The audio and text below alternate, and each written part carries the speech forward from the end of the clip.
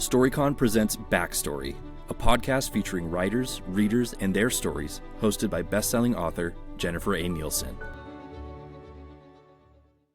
Hello, and thank you for joining us today on the Backstory podcast. If you enjoy this podcast, please follow it, and we always appreciate your ratings and your reviews. Now, my guest today, I am so excited about. This is a total coup.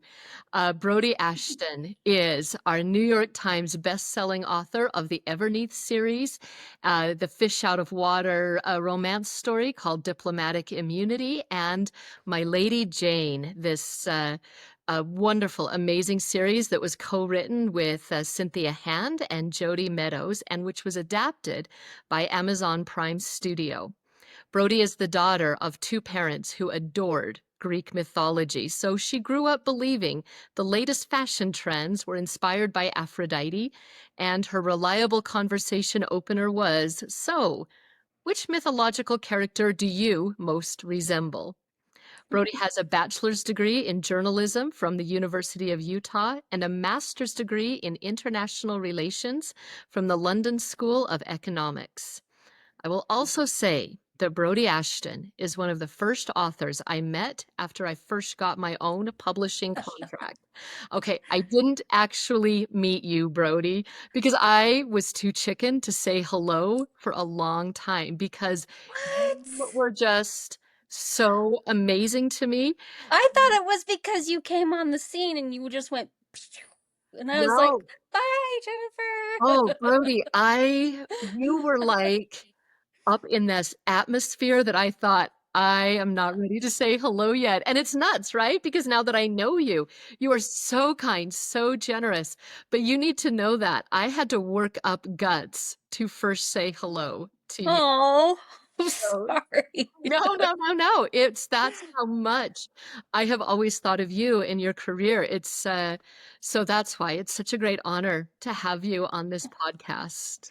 Thanks. The feeling is mutual.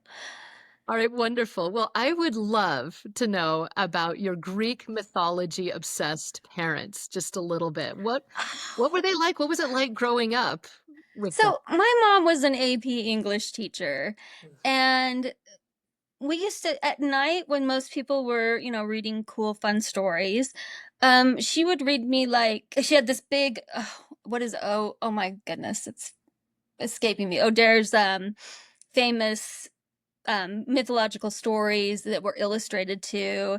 And, I'd read about Persephone and I'd read about, Hera and Zeus and all this stuff. And this was every night before I went to bed. And then she had this game that we would play while we were jumping on the trampoline. You couldn't just jump on the trampoline without learning. So she would call it the onomatopoeia game. I mean, I was 6 and we were playing onomatopoeia, and every time you had to jump, you had to say a word that sounded like its meaning. So splash and crash, and yeah, and she was very competitive. She always beat me, but yeah, so this is how I was raised. And then I went to school and they're like, "Do you want to play Foursquare?" I'm like, "How about onomatopoeia?" Seriously, it was rather it was dim prospects for my popularity. So were you a small group of friends or big group of friends type of kid in school? I was a small group of friends and kind of thinking that I didn't belong with the super cool group, I was so that was, yeah, in elementary school it was terrible. We would play kissing tag and I'd run off and no one would chase me, and it was just embarrassing. Even that one kid that you were like, please no. At a certain point, you're like, well, Mm-hmm. me, It was brown turtleneck kid. Brown turtleneck kid. He would sometimes, but we had a brown turtleneck kid in my school too, and yeah. I was also the kid who ran and nobody chased me. I don't even think I was invited to the game, if I'm being honest. Yeah. I don't even think I was running because I don't think I was there. I kind of thought the key to popularity would be they're adjacent, and then one day they might just include me just simply because it's easier to, Mm. include the person that's like got their head in the bubble. Yeah. No, absolutely. I wish I didn't get that as well as I do, but I do. All right. So what about you as a student? What were you a good student? What classes did you like or not like? I I was a good student. I got grades, but better grades than I should have because I think we talked about last time, I was able to procrastinate, and then, what should have been, like, an easier A, I got, like, a B plus in it because I procrastinated, so and that never really left me even through college and yeah, so I was a good student, but, not the best. Not Yeah. the Because yeah. of just the procrastination thing, right? Yeah, it's been a monkey for me for a while now, so You have for those who are listening who are like, yes, me too. Mhm. Any coping mechanisms you have found? There are a lot that I haven't found, but I've tried.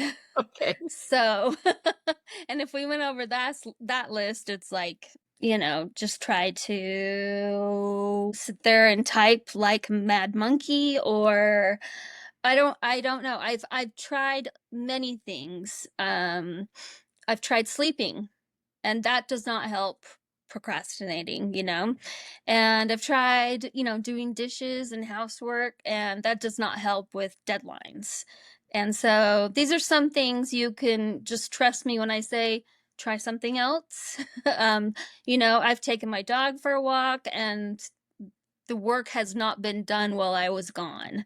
So Yeah. I just, yeah. Yeah. So, right. So the whole idea is if you're trying to hit a writing deadline and you're doing something that's not writing, may not be the solution. Well, and I think there's so many people out there who say, "Oh, well, if you have I think writer's block is definitely different than procrastination. If you have writer's block, take the walk for a dog. Or if you have more time, take the dog for a walk. Oh my goodness. and or do the dishes or take a shower. But if you're procrastinating, all of those things are things that will not get you further to your deadline. Which for me, it sounds elementary, right? But for me, it was like I had to try all these things and, yeah, sleeping was the worst. Sleeping did not do anything for my writing. You know, that Yeah. wake up feeling fresh, at least you got that part. Yes, yes.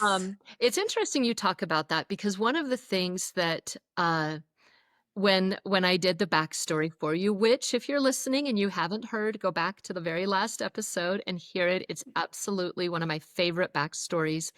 But you talked about the idea of saying no.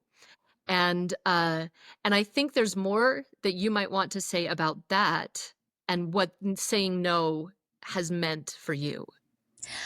I think that it's so, you know, a a lot of people when they say learn to say no, it's like turning people down or saying that they won't be able to hit these deadlines, but it's also a matter of accepting no within myself. And when I developed this severe brain fog after long-term COVID, um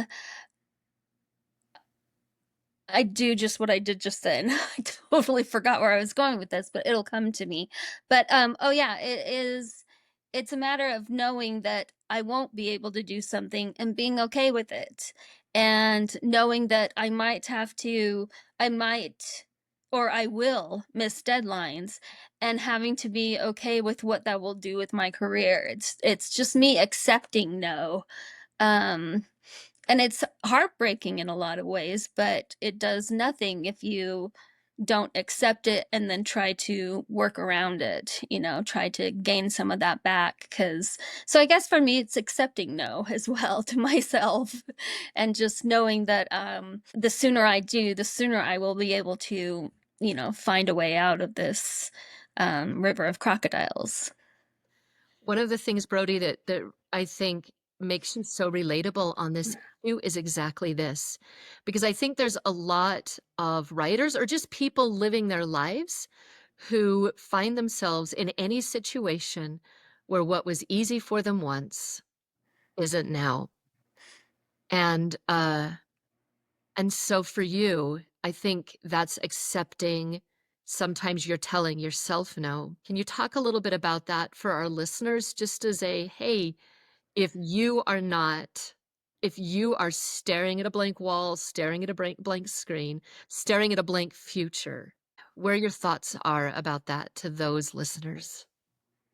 Well, I think that if you're staring at a blank screen for months and you used to just stare at one for maybe days, then we're going to have to do what any human has to do in anything in life, is adapt.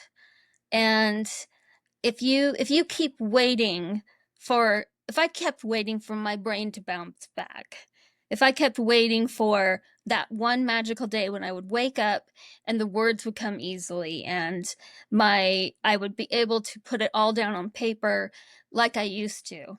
Like I used to be able to procrastinate and put everything on paper within enough time to get it in on time. So if I were just sitting here waiting for that to just come back to me, I have to accept that no, it is not going to come back to me, at least like it was once, like I had it once. And so I think um, learning to accept no is our way of going, okay, I accept this. It is not going to come back. And if I sit here and I wait for it to come back, I will be waiting for the rest of my life. And so what I need to do is accept this and now figure out how to work with this instead of against it. And that's what I feel like the last, 5 years of my writing career. It's interesting because it's all taken place in one book. And when I first got the book offer, and they said, well, can you write it fast? And I was like, I'm known for that. I write fast. And now 5 years later, I've just turned in that book. And so I've been able to see through the course of writing this book how many different things in my life have changed, and not for the way I've wanted it to change, but I am here still. And there is a way around this, even though, well, there's not a way around it, there's a way through it. And in order to start that journey through it, we have to accept, no, I can't do it like I did it before. I think that should be a quote that every writer, every person puts up there. Like, and it was what you said first, Brodi. I'm still here. And there is a way through it. And for me, I think sometimes I get up against my own wall, and that I'm going to remember. All right, we're going to back up, go to Okay. another different place. A master's in international no, it was a master's in international relations. Yes. How did you get from there to here? Well, It's oh my just so goodness. obvious to like pairings, but I think it's fantastic. Yeah. I mean, it's just, how I said I was good at school and I liked school to the point where I couldn't ever decide which way I wanted to go. And so I'd gotten my degree in journalism with a minor in chemistry and having done all the pre-med. And then I'd worked for a while in television news, but I wasn't sure if I wanted to do that. So then I took my MCATs and decided to apply for medical school. And at the same time, my husband at the time, he wanted to go to the London School of Economics. And so I said, well, I might as well apply there too. And so I did, and I got into both medical school and the London School of Economics. And I thought, you know what? I don't want to be a doctor. Nobody wants a procrastinator as a doctor. I'm like, nobody wants to see that. And so anyway, my husband, he got in at LSE. And I actually got my acceptance letter first there. And so I was like, okay, I'm doing this. And the reason why I picked international relations, truth be told, and this is embarrassing to admit, should I admit it? I will admit it. When I applied for international relations, I didn't really quite get the concept of what that was. And in my journalist head, it was public relations, but on a worldwide level, which is absolutely not what it is. It's theory, it's game theory, it's studying the Middle East. I mean, my emphasis was war in the Middle East, but it took me yeah, I did not know what I was in for. Now, I will say I did learn a lot, and I did earn a master's degree, but that's how that happened. Kind of what I do most things in my life, which is kind of stumble in. All right. So that unexpected education, do you pull threads of it forward in your writing now? Like I'm thinking of your book, Diplomatic Immunity. And so do you pull things forward into your writing from all that? Oh, absolutely. But the things that I pull through are mostly come from the experience of going to London. My plane tickets to move to London to get my master's, they were for September 12th, 2001. So we were set to fly the day after September 11th. And we finally got out. I think September 11th was on a Tuesday. We got out on a Sunday. And then to go to a different country.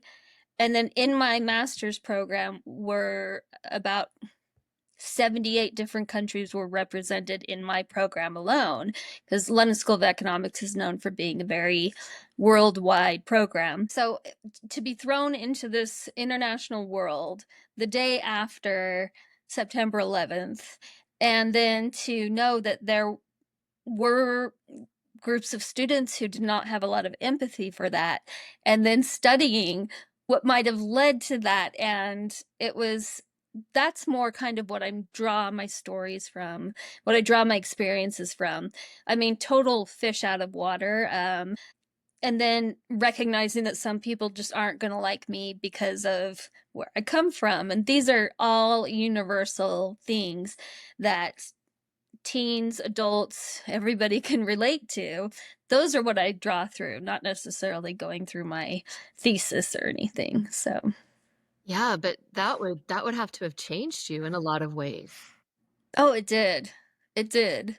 Absolutely. So I look at the experience as what it is, which is a unique experience that I can't think of anyone close to me who had gone that kind of thing. And being able to be in a room where people are discussing it as in it happened last week. So it was an amazing experience, not necessarily for the education. It was a different kind of education, I think. Sure. No, Yeah.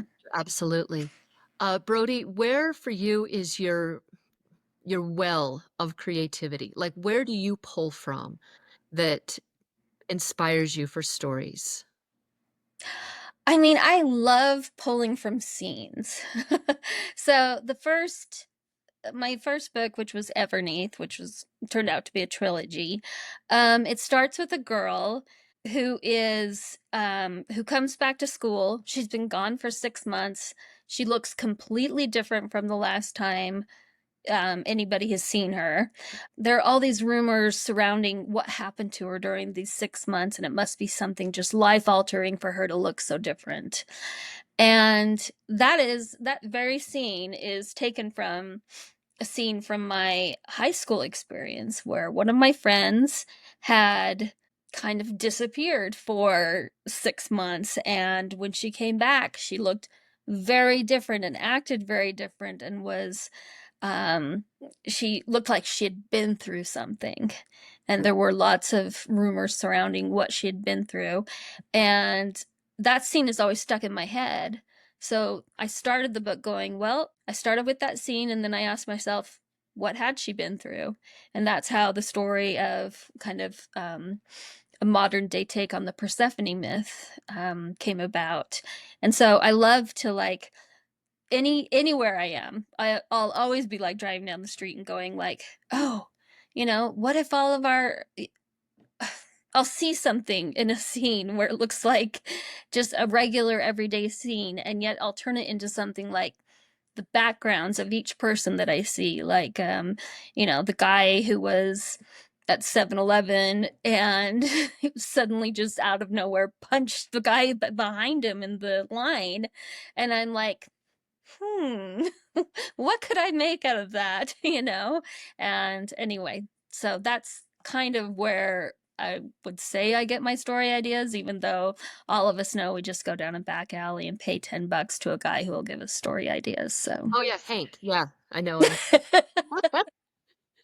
No, that's so great that do you write them down or do you just kind of file them away when you have these moments? I'll start writing them down, and I work from a beat sheet usually, which is, the beats that you tell in a story. And I'll always put that at the opening, opening scene setting. And, and then I just start kind of filling it in and seeing how far it could go. So, Hmm. yeah. Okay. All right. For you, does it give you energy and you feel more pumped as you're going, or does it pull energy from you and it's like, I need a bit to recover? The anticipation of writing is what sucks my energy, Mm, not the actual writing. If I can make it over that hump to the actual writing, then I am exhilarated. But getting the anticipation before is draining. But if I can just like claw my way over that hump and then like see writing and like reach out like it's, Indiana Jones saying, throw me the rope. And and then once I get there, it's energizing, if that makes sense. but is that the most difficult part of the writing process to you, like getting to the writing process? Yes. And I don't know why it never clicks in my head. I have like a deadline for edits, and like I'm like, oh my gosh, they're so big, they're so big, they're so big. And I think that for, a couple months, and then like with a week to go, I start working on it and I'm like, oh, this wasn't so big. This is an easy, oh, I'm done, And so it is a little bit like that. But just like even in the morning, if I have to be kind of not quite woken up yet, Mm. and just be like, start on my computer and start writing, so that I don't give myself a chance to say, you know, you could do some dishes, we could take the dog for a walk, and then I would never get to it. So yeah. Um, all right. I'm not giving good answers, am I? No, no. Oh my God. No. Listeners are taking notes. I know they are. Let's talk COVID a little bit. It hit everybody in different ways, and I remember, because we're checking social media, what's happening in everybody else's life, because largely we don't know because we're not seeing anybody. And I would watch some people who would just seem to sail through it, and other people who hit every single wall. Was that you? Oh, yes. Every single wall. I mean, I think I was one of the first people diagnosed. And that was simply because I was in contact right before COVID. So it was January and February of 2020. And I was working for the legislature, and I worked with a senator up there who, after the session, she immediately got tested and was positive for COVID. And I'd worked with her just a few days before that, and I was able to get a test, and yeah, it hit me hard. And then it seemed to just keep coming and coming, and even when I wasn't testing positive, my lungs would take take a dive for a minute, and I would end up in the hospital, and it would always be like this 7-day stretch of being in the hospital with lung treatments and stuff, and it hit me very hard, and I couldn't understand why other people were getting it and just kind of sailing through, and, "Oh, it's a runny nose," and I was just like, you know, just crawling every day trying to figure out what I could do. I would worked with a speech pathologist who helped me with breathing techniques to kind of get my lungs up and working again. It was affecting all a bunch of other organs too. Just that things that shouldn't be happening at my age were happening to these organs, and um, it was just it was difficult, and it was heartbreaking for me. It was, just I used to take walks every morning, long walks, and then I found myself going around my tiny block and considering that a huge victory that took, a year afterward to do. And and the words, like I think we talked about that, is this brain fog, this incredible brain fog that uh, of the likes of which I have never seen. It was just bad. And even now I can feel myself just like curling up and like wanting to cry. Yeah. But yeah, so it was very difficult, and in the meantime I had this book to write, and I was just wasn't I've got all my hospital bracelets in a drawer just in that room over there, and it's just I started saving them, and then I'm just like, oh, this is ridiculous. It's just, yeah, I think probably I went to the hospital, I think about 7 times for that. So, but over the course of 3 years. So as you're going through all of this, is this part of you that's you, the core of Brodi Ashton? Was she there and just couldn't get out? Or was it you didn't even feel like you anymore? Honestly, I felt like more, what was the point of trying to be me when I couldn't produce anything in my like emotions or fun conversation or things that I was kind of known for. I'm like, well, if all of those things are gone, then am I in there trying to claw to get my way out, or am I just not there? And it's pointless to think that way. And so, I mean, and that's a depressing place to be in. It's just like, you know, just feeling like I've got nothing left to give except to survive. And yeah, it was not a good place mentally for me. No, no, of course not. And it goes back to what you said a few minutes ago. You're still here, and there are ways through these things. Brodi, how did you get back on your feet? It's been step by step. It's been partly what we talked about before about knowing my own limitations, accepting them, and finding ways to move forward. And like, I actually got some really good news from my doctor the other day since we talked. And I realized up until that point, I had been living like I was going to die. And not in a romantic, like, live like it's the last day of your life.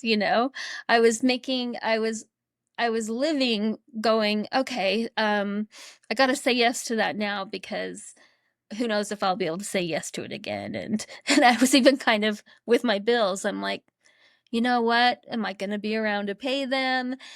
And and then I had this doctor tell me last Friday, and she said, at this point, your recovery is so good that it'll be something else decades down the road that'll kill you and not anything to do with this. And I was like, I didn't even know that was an option.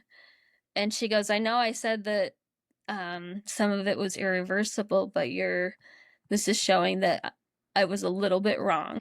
Wow. It's so funny that this happened after I last talked to you, because I was realizing all the choices that I was making in my life were almost like not taking accountability for things, because I'm like, I'm not gonna, and now I'm like, oh my gosh, I've got to start taking accountability for things, because I'm gonna live for decades. And so I'm gonna take her words. I've been doing everything she said, and I'm like, okay, we're gonna make this happen. We're gonna take this post-COVID body, we're gonna see what we can do with it.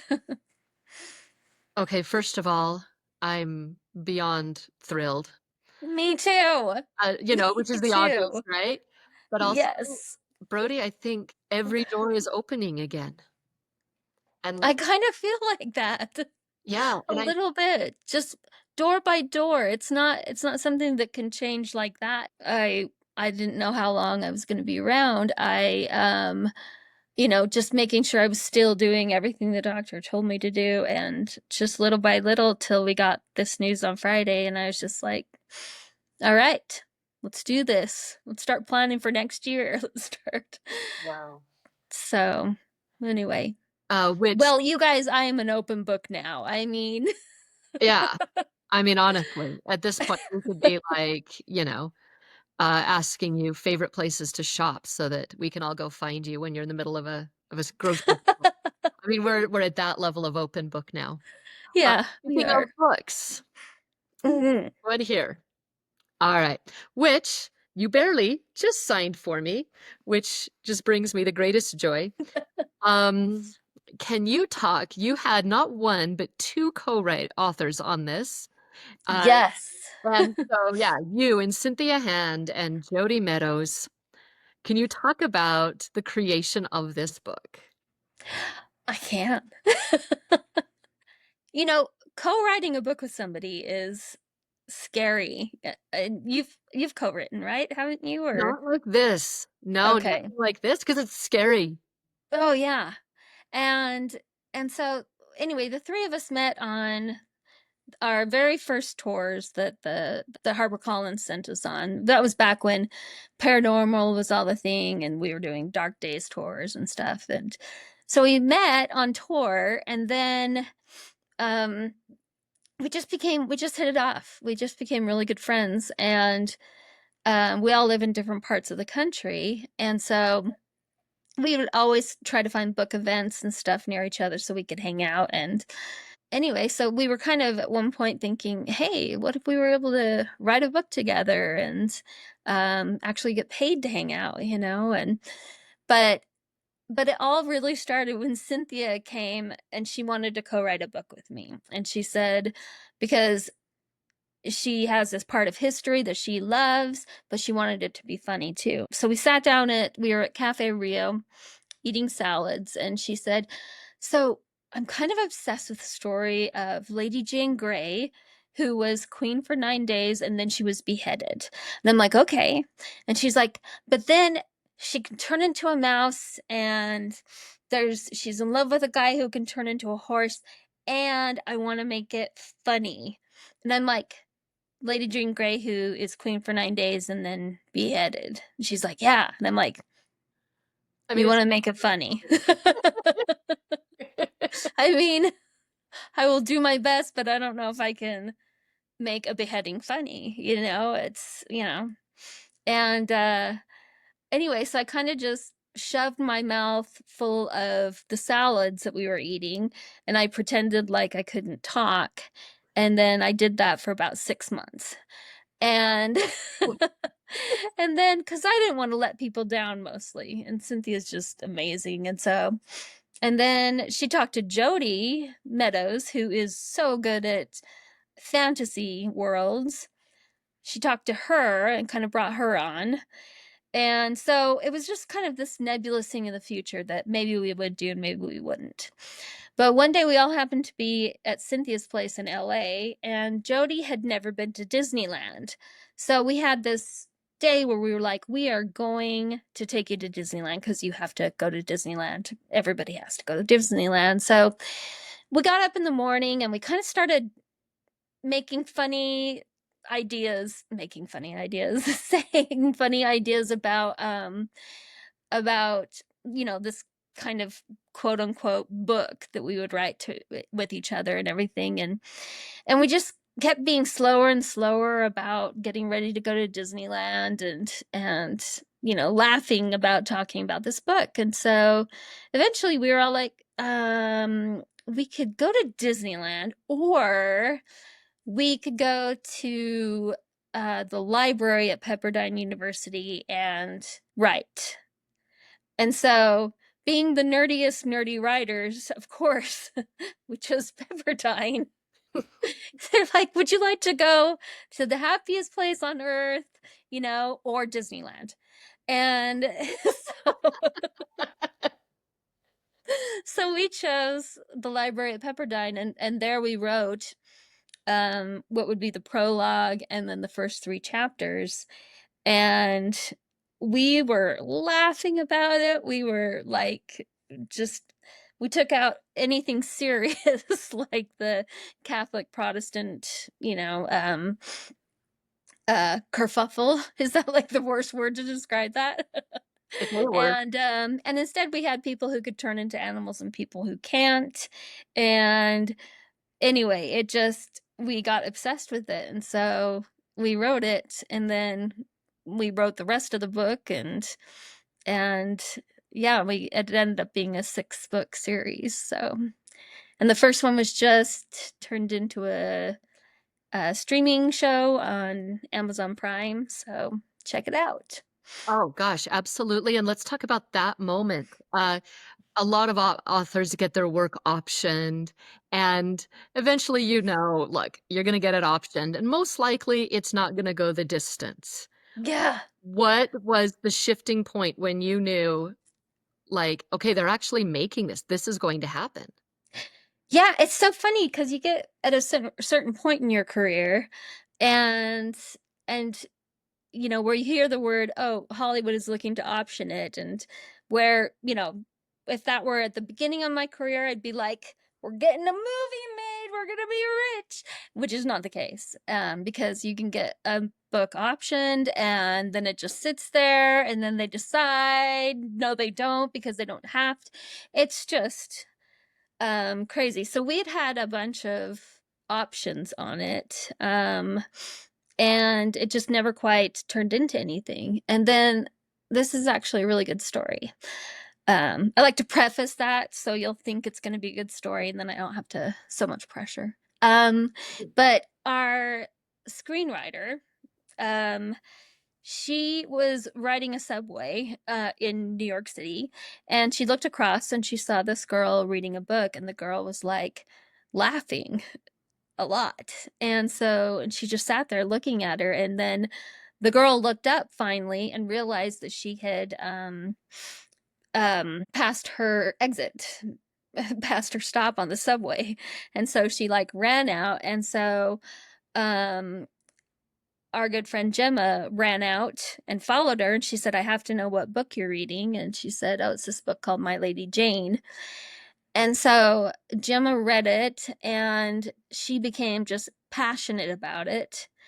And she, so they wrote a first episode, and at this point we were like, oh, we have an episode, that's nice, and it'll probably, nothing will come of it, kind of like Dread Pirate Roberts, I'll probably kill you in the morning, this will probably be no deal in the morning. And then they wrote a whole season, and then it's just, she was just the driver of it and was so passionate about it. And I realized that is like what makes the difference of something that gets optioned. If you have like one person who like is the screenwriter and pushing it through, and that's what she did.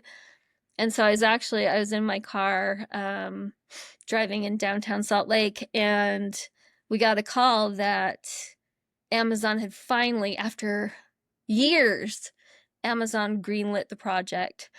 And I couldn't believe it. I'm like, what? No, it's supposed to just end in like a fiery dumpster where they throw manuscripts away that they don't want. And I was just like, I remember exactly where I was, and I was so excited, and then it was just a fun thing from there.